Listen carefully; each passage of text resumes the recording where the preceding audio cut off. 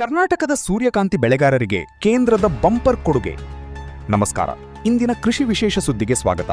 ರಾಜ್ಯದ ಸೂರ್ಯಕಾಂತಿ ಬೆಳೆಗಾರರ ಮೊಗದಲ್ಲಿ ಈಗ ಮಂದಹಾಸ ಮೂಡಿದೆ. ಮಾರುಕಟ್ಟೆಯಲ್ಲಿ ಬೆಲೆ ಕುಸಿತದಿಂದ ಕಂಗಾಲಾಗಿದ್ದ ರೈತರ ನೆರವಿಗೆ ಕೇಂದ್ರ ಸರ್ಕಾರ ಧಾವಿಸಿದೆ.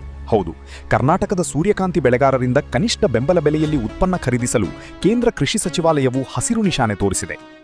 ಖಂಡಿತವಾಗಿಯೂ ಮಾರುಕಟ್ಟೆಯ ಏರಿಳಿತದಿಂದ ಕಂಗೆಟ್ಟಿದ್ದ ಕರ್ನಾಟಕದ ರೈತರಿಗೆ ಇದು ಸುಗ್ಗಿಕಾಲದ ಸಿಹಿ ಸುದ್ದಿ. ಕೇಂದ್ರ ಕೃಷಿ ಸಚಿವ ಶಿವರಾಜ್ ಸಿಂಗ್ ಚೌಹಾಣ್ ಅವರು 2026ರ ರಬಿ ಹಂಗಾಮಿಗಾಗಿ ರಾಜ್ಯದಿಂದ ಒಟ್ಟು 9,023 ಮೆಟ್ರಿಕ್ ಟನ್ ಸೂರ್ಯಕಾಂತಿ ಖರೀದಿಸಲು ಅಧಿಕೃತ ಅನುಮೋದನೆ ನೀಡಿದ್ದಾರೆ. ಖರೀದಿಯ ಪ್ರಮಾಣ 9,023 ಮೆಟ್ರಿಕ್ ಟನ್. ಬೆಲೆ ಬೆಂಬಲ ಯೋಜನೆ ಪ್ರೈಸ್ ಸಪೋರ್ಟ್ ಸ್ಕೀಮ್. ಘೋಷಿತ ಎಂಎಸ್ಪಿ ಪ್ರತಿ ಕ್ವಿಂಟಾಲ್ಗೆ 7,721 ರೂಪಾಯಿ. ಒಟ್ಟು ವೆಚ್ಚ ಸುಮಾರು 69.66 ಕೋಟಿ. ಕೇಂದ್ರ ಸಚಿವ ಪ್ರಹ್ಲಾದ್ ಜೋಶಿ ಅವರ ಮನವಿಗೆ ಸ್ಪಂದಿಸಿರುವ ಕೃಷಿ ಸಚಿವಾಲಯವು ಈ ಮಹತ್ವದ ನಿರ್ಧಾರ ಕೈಗೊಂಡಿದೆ. ಪ್ರಸ್ತುತ ಮಾರುಕಟ್ಟೆಯಲ್ಲಿ ಸೂರ್ಯಕಾಂತಿ ಬೆಲೆ ಎಂಎಸ್ಪಿಗಿಂತ ಸಾಕಷ್ಟು ಕಡಿಮೆ ಇದ್ದು ರೈತರು ಅನಿವಾರ್ಯವಾಗಿ ಕಡಿಮೆ ಬೆಲೆಗೆ ಮಾರಾಟ ಮಾಡುತ್ತಿದ್ದರು. ಈಗ ಸರ್ಕಾರದ ಈ ಹಸ್ತಕ್ಷೇಪದಿಂದಾಗಿ ರೈತರಿಗೆ ನಿಗದಿತ ಬೆಲೆ ಸಿಗುವುದು ಖಚಿತವಾಗಿದೆ. ಖರೀದಿಸಿದ ಧಾನ್ಯದ ಹಣವನ್ನು ನೇರವಾಗಿ ರೈತರ ಬ್ಯಾಂಕ್ ಖಾತೆಗೆ ಜಮಾ ಮಾಡಲಾಗುವುದು ಎಂದು ಸರ್ಕಾರ ತಿಳಿಸಿದೆ. ಈ ಪ್ರಕ್ರಿಯೆಯು ಮಧ್ಯವರ್ತಿಗಳ ಕಾಟವನ್ನು ತಪ್ಪಿಸಲಿದೆ.